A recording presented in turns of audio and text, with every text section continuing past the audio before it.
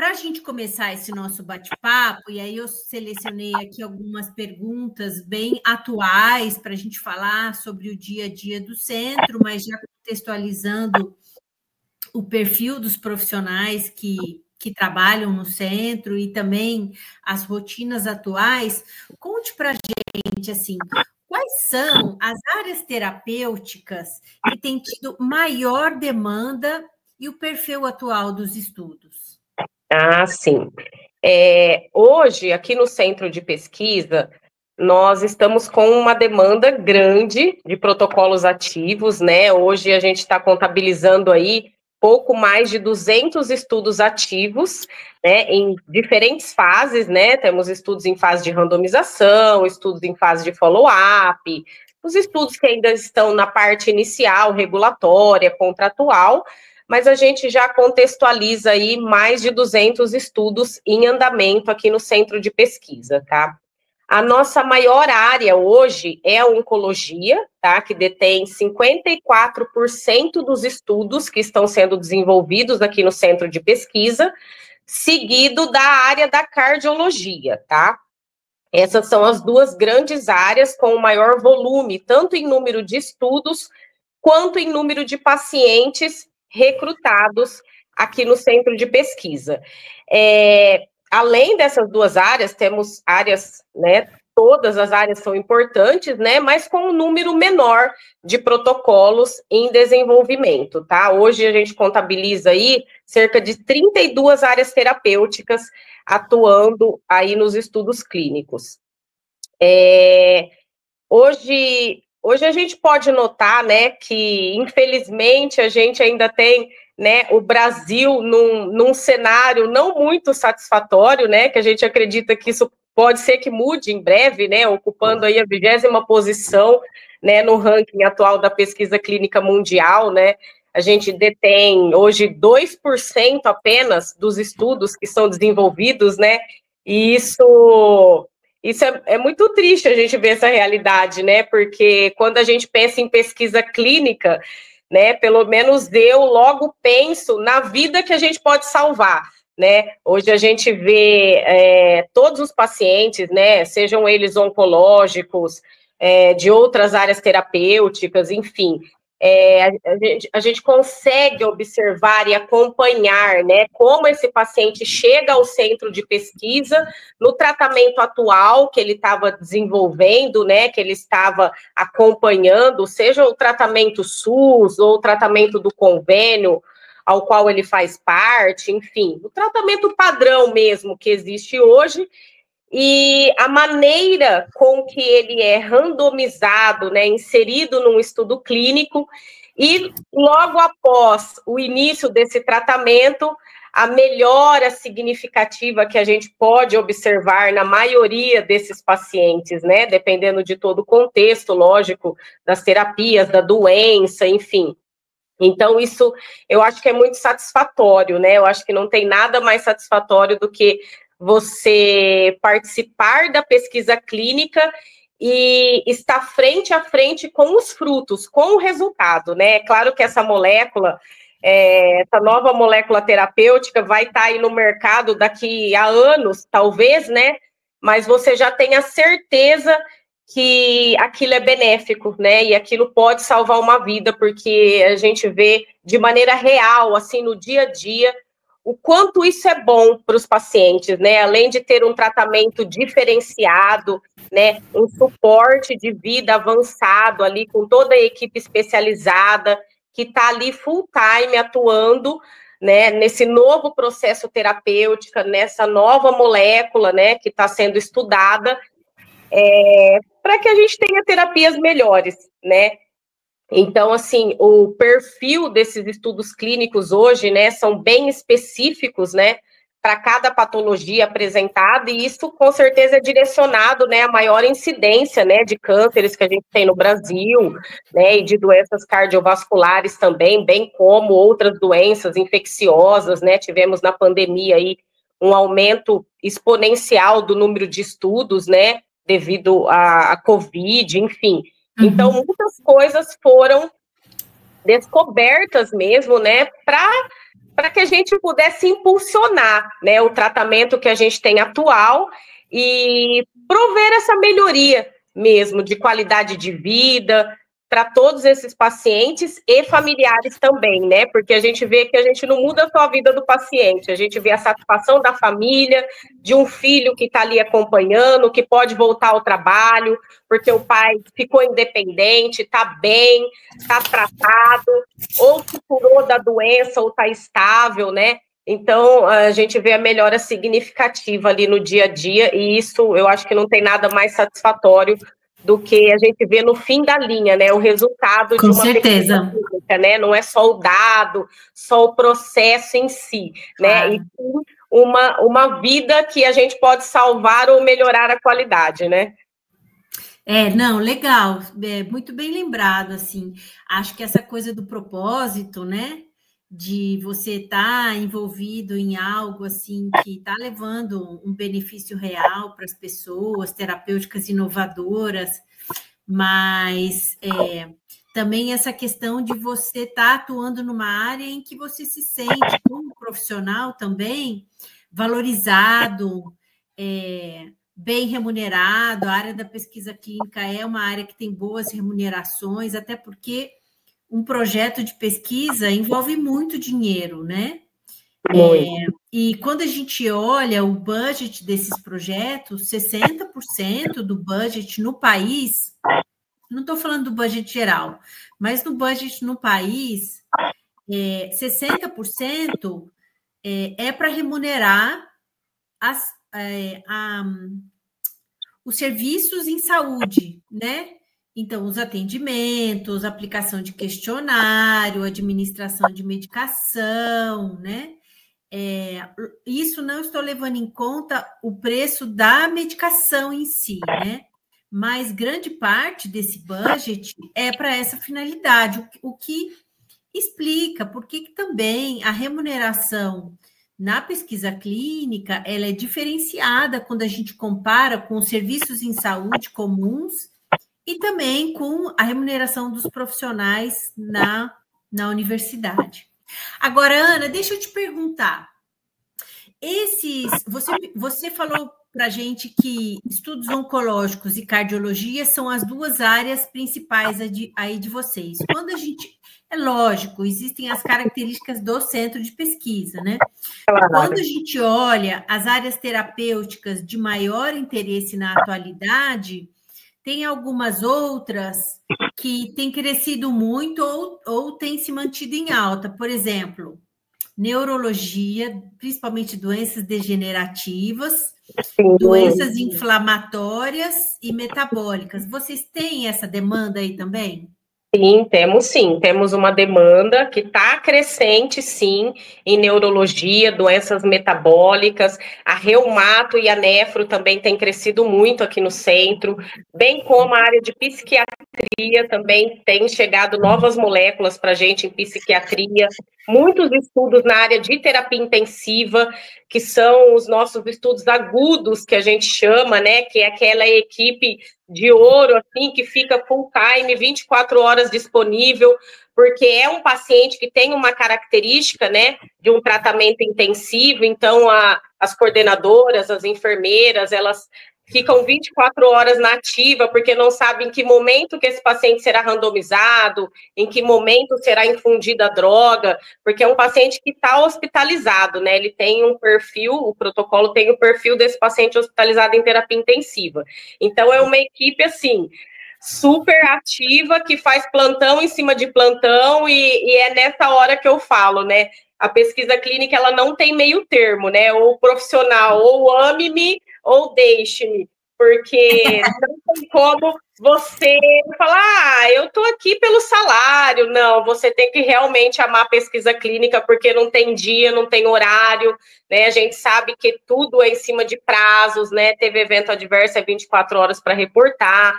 Então, assim, realmente a gente tem uma equipe assim que vale ouro, que está aqui para o que der e vier, plantão em cima de plantão.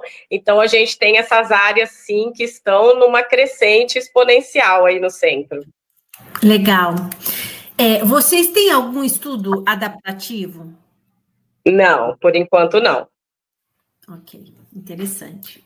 Bom, e aí, fala para a gente, assim, compartilhe conosco um pouco sobre o perfil do centro aí do Hospital de Base, né? Você já trouxe algumas informações aqui para a gente. E os 3 maiores desafios atuais do centro de pesquisa. Vocês são caracterizados como um centro de grande porte, 200 estudos clínicos, é bastante coisa acontecendo. Fale para a gente dos 3 principais desafios de vocês e um pouquinho mais sobre o perfil do centro. Certo.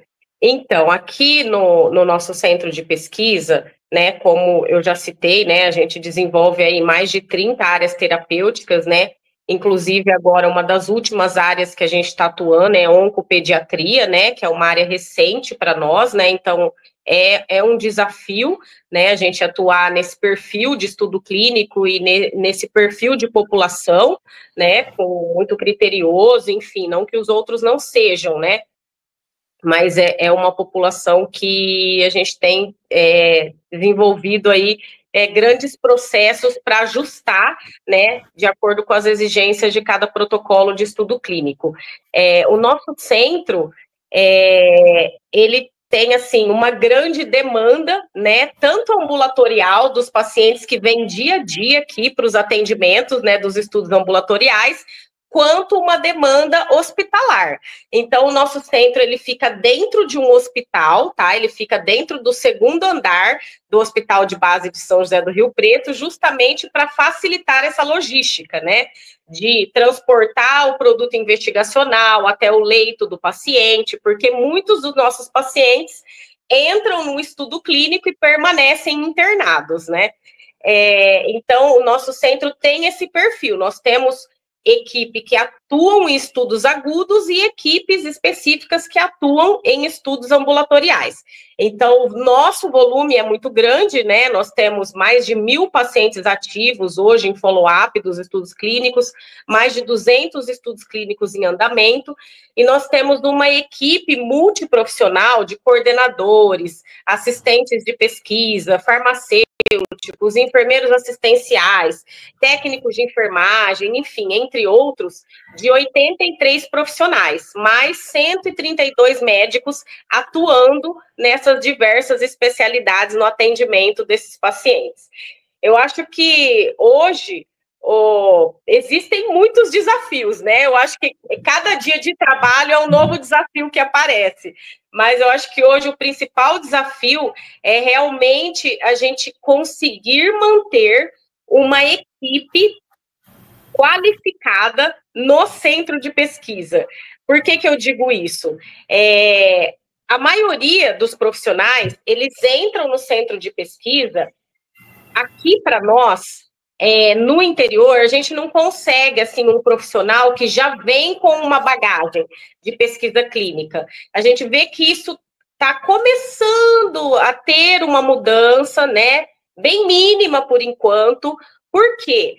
Por exemplo, nós aqui temos a faculdade de medicina, então nós temos aqui faculdade de enfermagem, a graduação, e quando a gente vai ministrar uma aula, né, principalmente para o 4º ano da enfermagem, por exemplo, muitos dos graduandos relatam, nossa, eu não sabia que o enfermeiro poderia atuar num estudo clínico, num centro de pesquisa. Então, assim, eu acho que hoje ainda é muito pouco disseminado, né? Principalmente nessa galera jovem, que é o nosso futuro, né? Que é o futuro da pesquisa clínica no país, que é o futuro do país, o futuro do centro, dos tratamentos, enfim, que está com o gás todo, né, para começar, para se profissionalizar.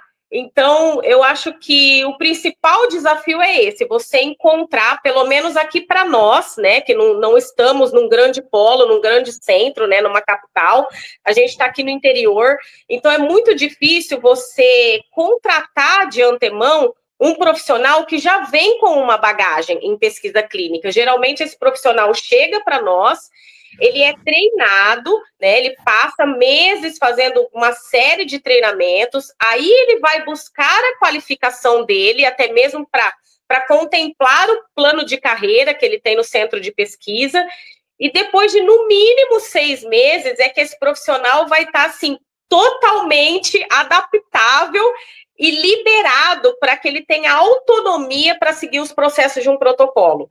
Então, eu sempre brinco que a gente se tornou uma escola, né? O profissional vem, entra, ele conhece a pesquisa clínica, se apaixona e muitas vezes ele migra para a indústria. Tem muitos que ainda têm esse sonho, né, de trabalhar na indústria, né, de ficar viajando, enfim, cada um tem um perfil profissional. Então, tem o perfil de profissionais que entra no centro para adquirir a experiência, né, conhece a indústria farmacêutica, toda essa área da pesquisa clínica, e depois que ele passa por essa escola, adquire essa bagagem, muitas vezes ele acaba migrando para a indústria farmacêutica. Aí é o que eu falo, a gente não fica triste, porque a gente fica feliz com o crescimento profissional de cada um tem um sonho, né, profissional, uma carreira a ser seguida, e eu acho que isso tem mesmo que acontecer, né? Eu sempre falo para os profissionais, nós precisamos estar satisfeitos e plenamente felizes naquilo que estamos desenvolvendo, né? Porque com certeza o trabalho vai ser muito mais satisfatório. Só que para nós, enquanto gestão de centro de pesquisa, torna-se um trabalho, assim, bem moroso, porque você fala, nossa, agora que a minha equipe X estava redondinha, eu vou ter que repor mais um profissional. E a gente sabe que esse recrutamento vai ser difícil, que a maioria das vezes esse profissional não vem com uma bagagem de pesquisa clínica, né? Então, eu acho que o principal desafio nosso é realmente esse, a disseminação da pesquisa clínica, né?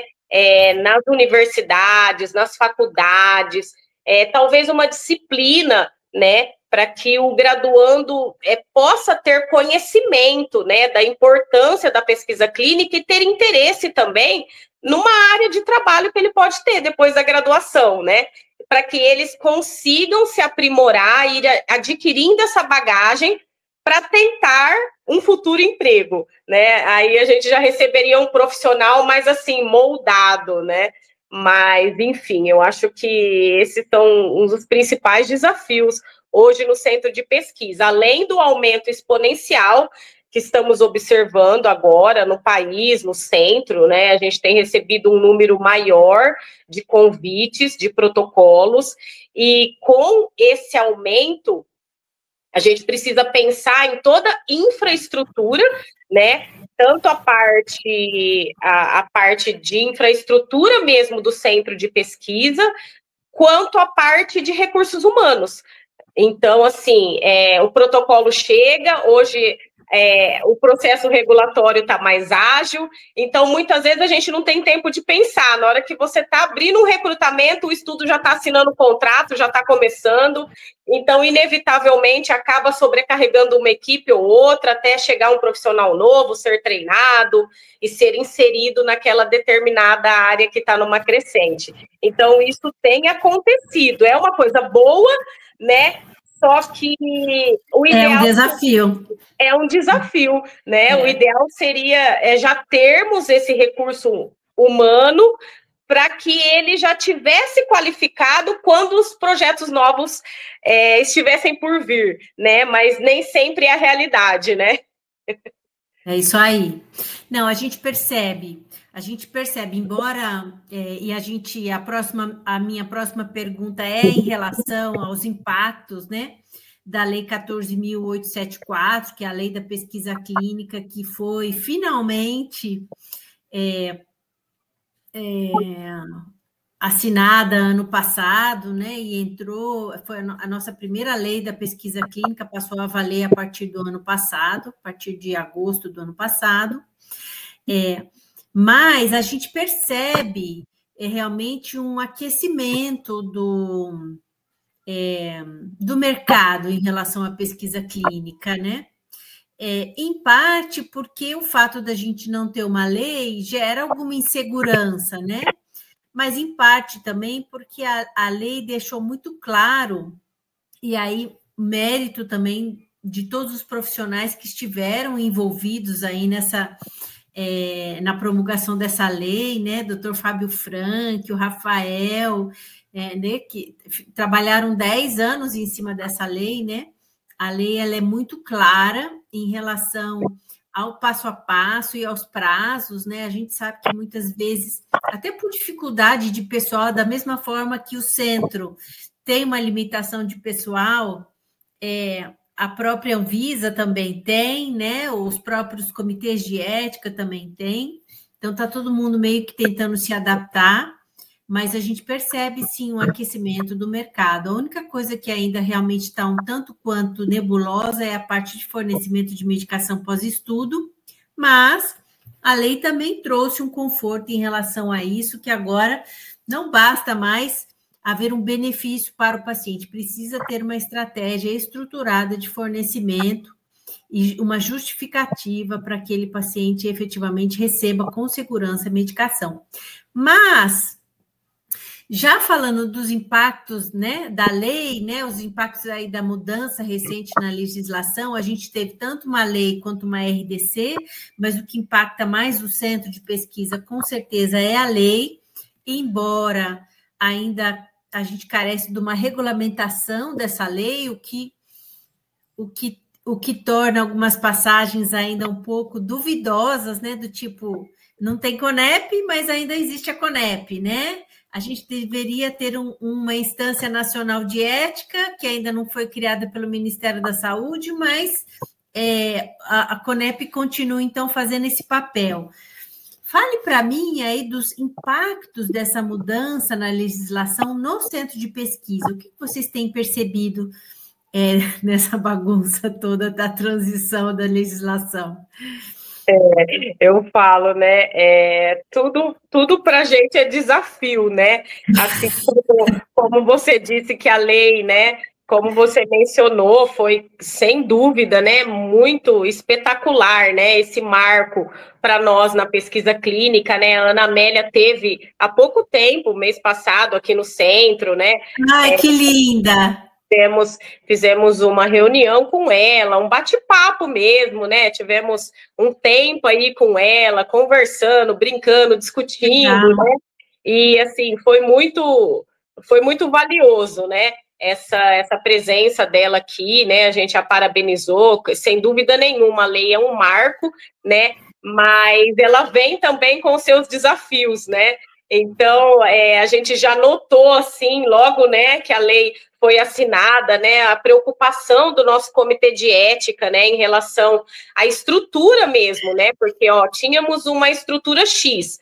Agora, com essa mudança, né, com essa prerrogativa, né, de definir os prazos justos, né, para a emissão de pareceres, para as aprovações dos estudos, e como o volume é muito grande, então os CEPs também precisaram se readequar, né, tanto a parte física quanto recursos humanos, né, então, assim, gera uma preocupação em tudo, né, porque o centro de pesquisa, por sua vez, depende também do comitê de ética, né, o nosso comitê de ética foi acreditado, então veio todas as mudanças no mesmo pacote. Isso é muito bom, né? Porque gera aí uma celeridade aí em todo o processo ético, né? Em todo o processo regulatório. Isso é bom para nós, é bom para o país, é bom para os pacientes, né? Que o quanto antes eles vão ter acesso, né, aos novos tratamentos, às novas terapias, mas gera um desconforto. Eu falo que toda mudança gera um desconforto, né? Porque a gente precisa cumprir, a gente precisa de mais pessoal, a gente precisa de ter pessoal qualificado para a gente conseguir cumprir esses prazos. Mas eu acho que, no resumo de tudo, a lei só vem a beneficiar principalmente os pacientes e todo o sistema, né? A gente ainda tem pontos, né, que a gente precisa amadurecer, eu diria, né, como o fornecimento da medicação pós-estudos, né? Por exemplo, hoje nós temos um volume gigantesco de paciente, então a gente pensa no seguinte critério, né? A responsabilidade do fornecimento da medicação pós-estudo é sempre do patrocinador e do investigador. Como que um centro de pesquisa ele vai conseguir, né, acompanhar todos os pacientes novos, de novos projetos que estão chegando, mais os estudos que estão finalizando e vão entrar no tratamento pós-estudo? Então, assim, a gente vai ter que ter um hospital, como centro de pesquisa, né? A gente vai virar um grande centro de tratamento de tanto pós-estudo quanto estudos clínicos ainda de fase 1 a 4, enfim.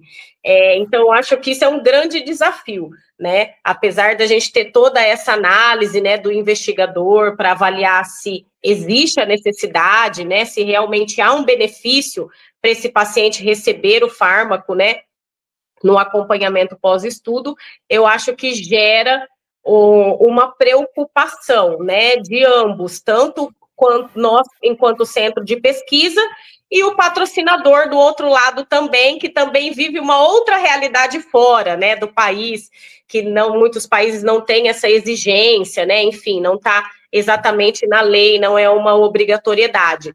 Então, eu acho que é algo assim que a gente tem que ir vivendo, reajustando, adequando a necessidade dos nossos pacientes, porque é o que eu sempre digo, a gente sempre tem que olhar o lado do paciente, né? Ele tem que ser o maior beneficiado de tudo isso, né? Ele participou do estudo, né? Ele se colocou ali à disposição, né, para receber o novo tratamento, para ser acompanhado. Nada mais ético e justo de que, se realmente aquilo trouxe um benefício, né? Se o investigador assim julgar, que ele continue recebendo o fármaco, né, até quando seja necessário, né? Então, acho que tudo isso gera, assim, um impacto, né, gera um incômodo por ambos, tanto o patrocinador quanto o centro de pesquisa, que a gente tem que ir vivendo, bem como nós estamos vivendo a nossa rotina com o nosso comitê de ética, né, com todas as adequações que eles fizeram para cumprimento de prazos, readequação de pessoal, de carga horária de trabalho e muitas outras mudanças que eles passaram, né, até conseguir essa acreditação, para que no final a gente renda bons frutos, né? Que é o fim da linha, é o tratamento realmente do paciente. Legal. Para algumas áreas, o fornecimento de medicação pós-estudo não é um problema, né? Por exemplo, oncologia, existe um tempo de tratamento, né? Muito provavelmente, a não ser que seja uma medicação biológica, você não vai tratar aquele paciente para sempre, né? Mas na cardiologia vai, muito provavelmente, né? E a gente pensa no volume, né? Por exemplo, você citando a cardiologia, né? Um estudo apenas da cardiologia, 300 pacientes randomizados, é um volume muito grande, né? Principalmente para nós aqui, como centro de referência da região, né? Um hospital que atende mais de 100 municípios aí de toda a região, então o nosso volume realmente é gigantesco em determinadas áreas, né? É isso aí. Bom, e agora eu queria falar com você sobre o perfil desejado do profissional para trabalhar no centro, né? Você já trouxe para a gente aí algumas informações, mas se você tivesse que compartilhar conosco, né, sobre o perfil do profissional que vocês percebem que se desenvolve melhor, que tem uma aderência melhor, que encaixa mais aí no perfil do centro, qual seria? Que bacana.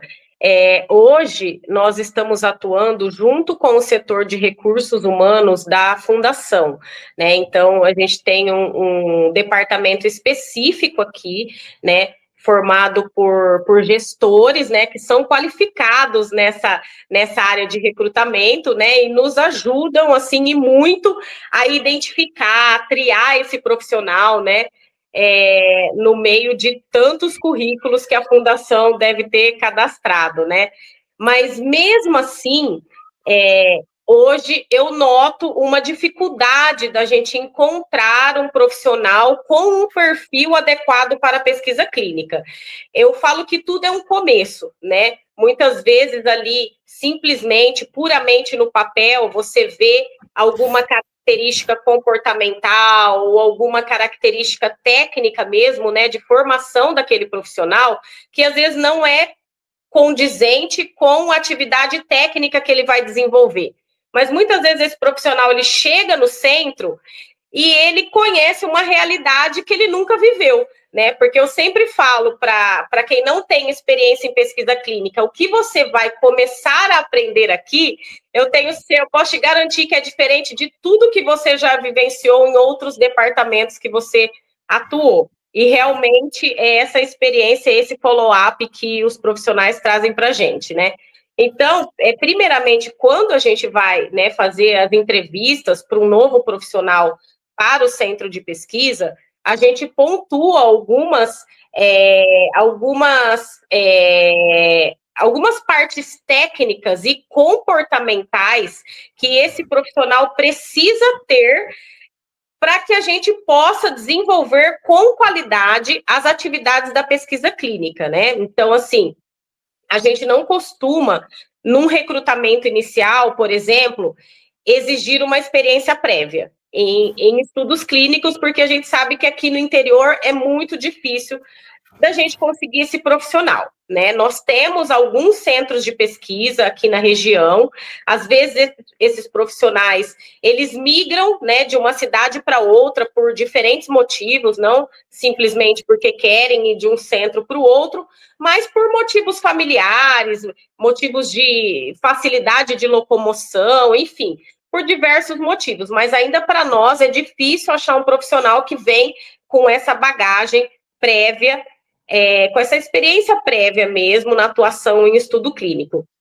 Então, o que a gente pontua muito num profissional, né? Primeiro, ele precisa ter muita empatia, porque aqui no centro, o coordenador, por exemplo, de estudo, ele lida não só com a parte administrativa, ele também lida diariamente com os pacientes, com os familiares, com a equipe médica. Então, ele faz o elo entre todas as equipes que desenvolvem os processos do estudo clínico. Então, ele tem que ser um profissional extremamente empático, né, que tenha facilidade de trabalhar em equipe, porque o nosso volume é muito grande, então requisições vão chegar para esse profissional a todo momento, então ele tem que ter esse espírito de trabalhar em equipe, né, não pode ser aquele profissional mais reservado, que gosta de um silêncio absoluto, só ele e o computador, exceto em algumas administrativas, puramente administrativas que a gente tem hoje, né, como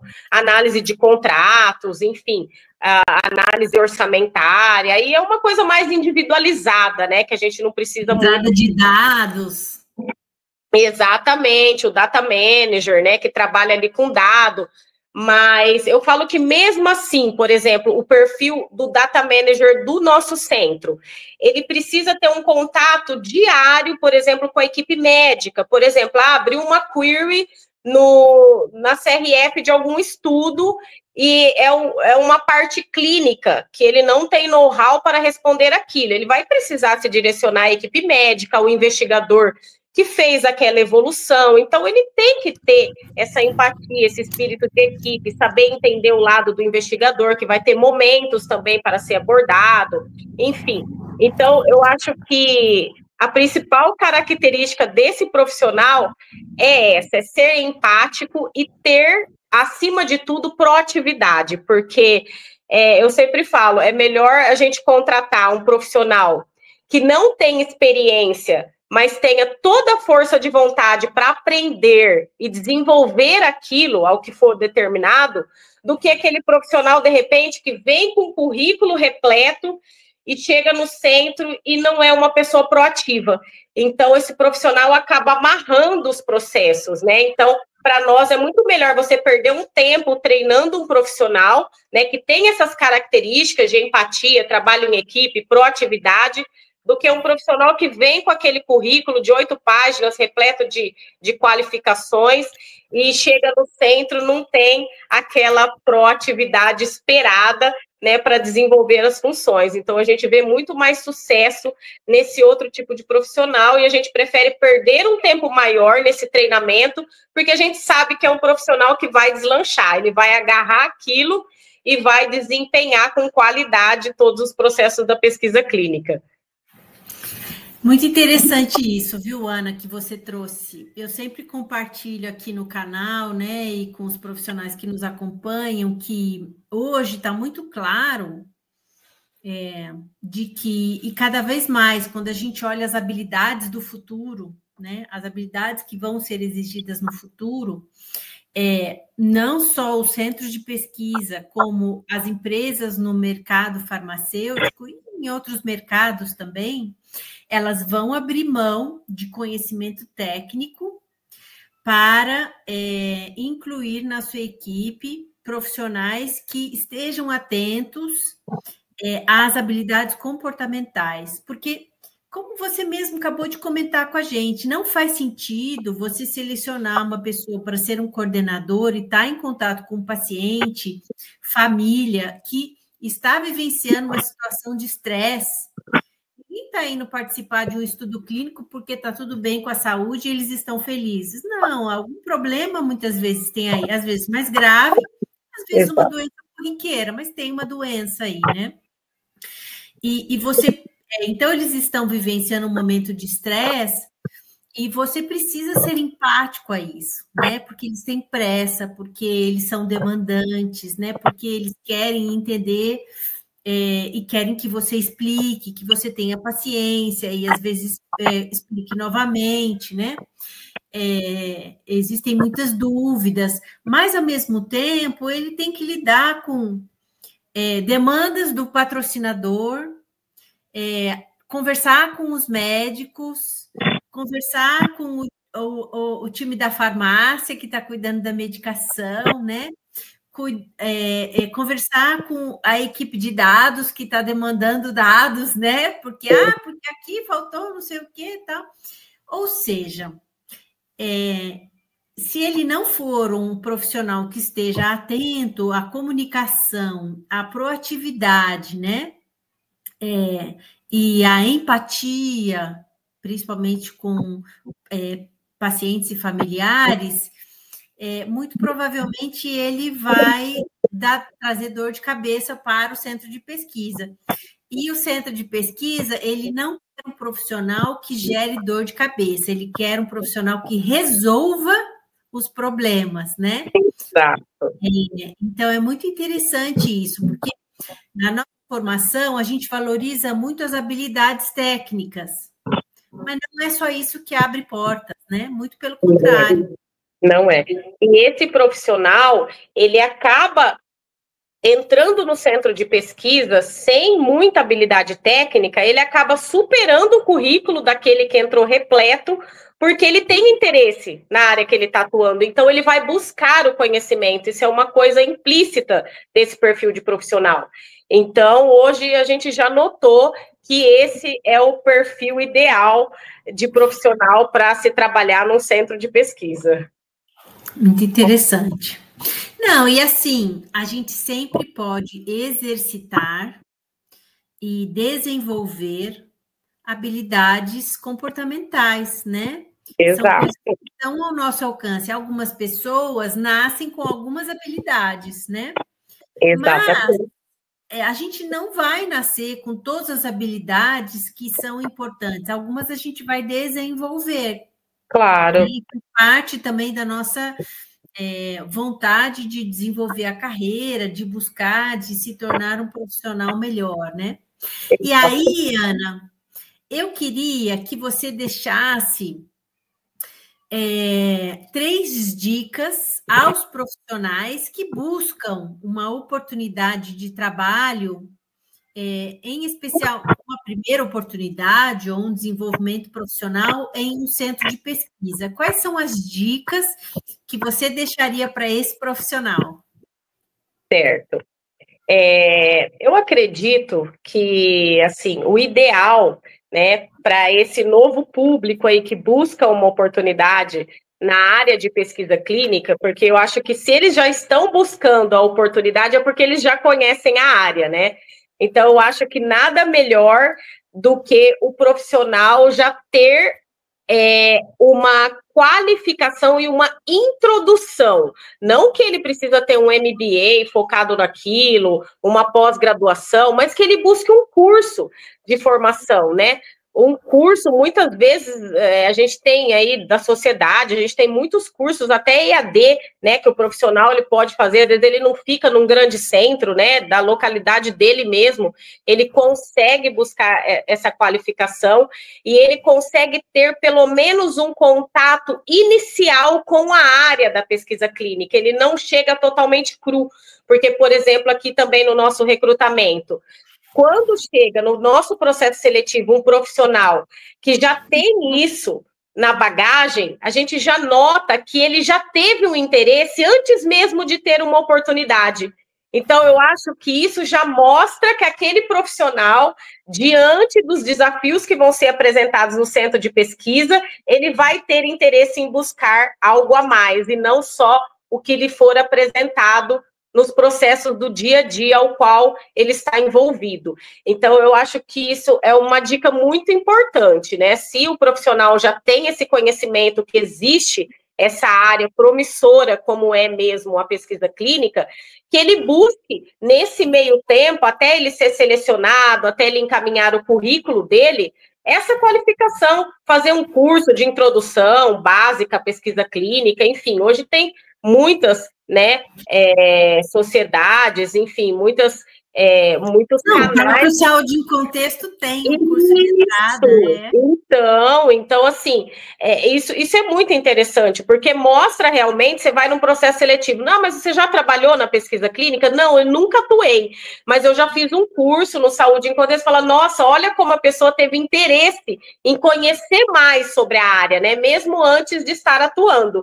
Então, eu acho que isso é um grande diferencial, né? Também, eu acredito que uma dica muito importante é sempre no processo seletivo o profissional estar inteiramente em função da pesquisa clínica, porque o que acontece muito aqui no nosso cenário, né? Principalmente no cenário da enfermagem, nós temos profissionais que trabalham em diversas instituições. Então eu quero uma carga horária menor, porque além de trabalhar no centro de pesquisa, eu quero trabalhar porque eu gosto da parte assistencial, eu quero trabalhar em tal lugar. Isso aqui, pelo menos para nós, não funciona. Para nós, precisa ser um profissional full-time, precisa ser um profissional dedicado, por quê? É o que eu falo, cada dia é um novo desafio, principalmente em cada projeto. De repente, esse profissional ele vai estar inserido num projeto que eu vou precisar acioná-lo e, de repente, pode ser um horário que ele está desenvolvendo uma outra atividade ao qual ele também gosta. Mas para a pesquisa clínica, definitivamente isso não funciona, pelo menos para nós não funcionou. Então, para o profissional se mostrar verdadeiramente ali disposto a atuar full time na pesquisa clínica, né? Então, acho que isso é uma dica importante também para esse profissional aí se inserir no mercado de trabalho e buscar cada vez mais qualificação para que ele tenha realmente um diferencial, para que o gestor fale, olha, realmente vale a pena, porque esse profissional, ele busca qualificação, ele é proativo, ele cumpre, né, os pré-requisitos para ele realmente estar aqui numa posição espetacular no centro de pesquisa, que faz toda a diferença, né? A gente vê que até no acompanhamento, no follow-up dos pacientes, a gente tem uma aderência maior, de acordo com o perfil de cada profissional, que a gente sabe que aquele profissional, ele chama mais o paciente, ele é mais acolhedor. Então, o paciente, ele tem a vontade de voltar no centro, porque ele sabe que ele vai ser bem recebido, ele sabe que ele é acolhido e que todas as requisições dele serão atendidas, porque realmente é o que eu falo, é um paciente VIP, né? Porque ele participa de um programa de um estudo clínico, então ele precisa ser visto 24 horas por dia. Então a gente precisa realmente ter esse perfil acolhedor desse profissional para que ele desempenhe aí e a gente tenha sucesso, né, no acompanhamento e no tratamento desses pacientes. Legal. Você sabe, isso que você trouxe é algo muito interessante, porque a enfermagem é uma das profissões que mais atua no centro de pesquisa, né? É muito interessante, porque o pessoal da enfermagem, muitas vezes, a gente percebe que eles não despertaram para o potencial de atuar na pesquisa clínica. E entre todos os profissionais, assim, o médico e enfermeiro são os que mas tem múltiplos trabalhos, digamos assim, né, simultâneos. E quando eu vejo o pessoal da enfermagem falando, porque aí eu estou no centro de estudo, mas eu também trabalho à noite no hospital, eu falo assim, você não vai aguentar. Daqui a pouco você está com a língua de fora, porque não tem como você trabalhar à noite e aí você sair e ir para o centro de pesquisa. O dia a dia no centro de pesquisa, a não ser que seja um centro muito pequenininho, iniciante, é muito cheio. Tudo bem, você vai para casa e dorme aquela segunda noite, mas na terceira noite você tem que estar de volta. Eu falo assim, então, você vai chegar no seu limite físico, você não vai conseguir. Mas aí eu falo, mas se você quer experimentar, depois você me conta. Mas geralmente eu tenho razão. Com certeza, eu não tenho dúvida nenhuma. Puxa, Ana, foi um bate-papo super legal. Eu tenho certeza que agregou bastante. Para mim foi muito interessante, espero, né? Tenho quase certeza que para o pessoal que nos acompanha também vai acrescentar bastante. Eu agradeço ao pessoal que ficou com a gente até esse finalzinho dessa live e, em especial, a você, Ana, que veio aqui conversar com a gente sobre esse tema. Te espero outras vezes e espero encontrá-la aí em muitos projetos de pesquisa e energias e vibrações positivas aí para vocês que estão fazendo um excelente trabalho. Muito obrigada, doutora Camila. Nós que agradecemos, eu agradeço também em nome de toda a nossa equipe, em nome de todos os gestores aqui do Centro de Pesquisa. Realmente, eu falo que eu só tenho elogios, né? Que a gente realmente consegue o sucesso porque a gente tem uma equipe por trás, né? E eu estou aqui representando cada um deles. Então, agradeço o convite. Como eu falei no começo, eu acho muito importante, né, a gente disseminar esse tipo de informação, como você falou, né, na outra live que nós fizemos, até hoje o pessoal chama, o pessoal passa a conhecer um centro, às vezes, que não conhecia, chega currículo da Bahia, currículo de outros estados, você fala, meu Deus, como que descobriram aqui no interiorzinho, né? Então, isso acaba, eu falo, facilitando a vida de todo mundo, né? Quem está na pesquisa clínica, às vezes quer mudar de estado, ou por facilidade, né, de contatos familiares, localização, e isso só provê para o bem, né? Não custa nada, né? A gente não pode guardar as informações conosco, né? A gente tem que disseminar para que o mercado esteja cada vez mais qualificado, né? Existem lugares para todos, né? E o mercado da pesquisa clínica está em total expansão, né? E o Brasil tem se tornado um foco, assim, e tem altas perspectivas, né? Que a gente espera que continue assim. E o importante é a gente continuar desenvolvendo tudo com qualidade. Então, eu que agradeço, foi muito bom esse nosso bate-papo, espero que tenha sido proveitoso também para todos que nos assistem. Legal, e se você curtiu esse vídeo, deixa aqui o seu like, isso ajuda o canal a crescer. Obrigada, Ana, e eu te espero na próxima live, hein? Sem dúvida, pode chamar que a gente troca confidências.